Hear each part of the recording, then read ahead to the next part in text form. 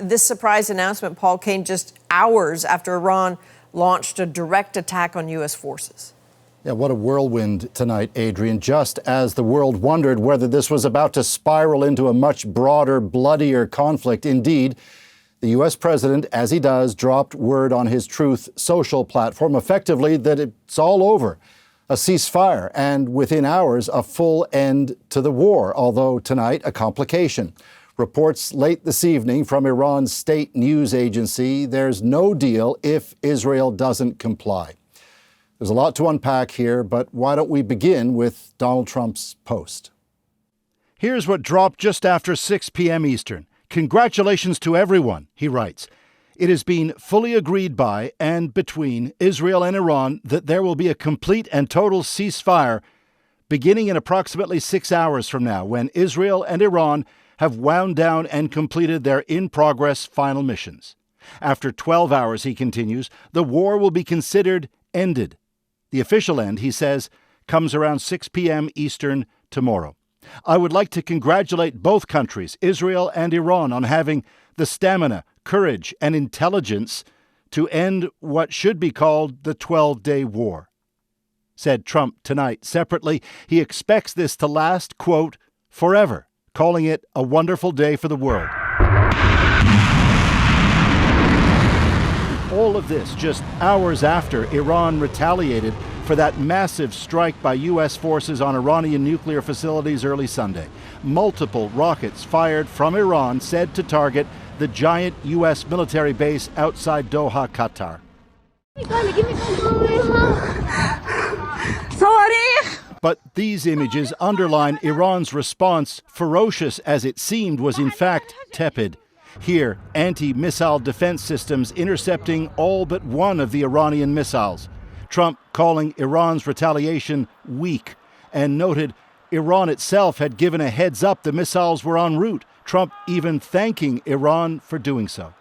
Trump's vice president, J.D. Vance, was on Fox News tonight speaking to that, underlining again the U.S. imperative that Iran not ever be in a position to build nuclear weapons. That was the stated goal of Trump in all of this, and per J.D. Vance, it remains so.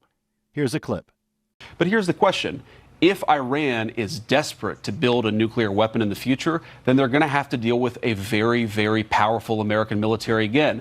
Our hope is that the lesson that the Iranians have learned here is, look, we can fly a bunker buster bomb from Missouri to Iran completely undetected without landing once on the ground, and we can destroy whatever nuclear capacity you build up. I think that lesson is what's going to teach them not to rebuild their nuclear capacity. Vance adding, Adrienne, the world is now at a different place than it was a week ago, and he may well be right on that. So, Paul, what else do we know about exactly how the deal came about? Well, setting aside Iran's late word that this is a deal only if Israel complies, we do know it seems to have all come together just this afternoon. There's reporting it was brokered by the Qatari prime minister, and further reporting, quoting a diplomat briefed on the talks, that Donald Trump put J.D. Vance on it and that he played a role. But beyond that, it gets murky, at least for now. This is all playing out, Adrienne, even as we speak. Indeed it is. All right, thanks for that. That's Paul Hunter in Washington. So let's go to the region now. Chris Brown is in Jerusalem. So, Chris, Trump's announcement was very vague about when the ceasefire was supposed to kick in.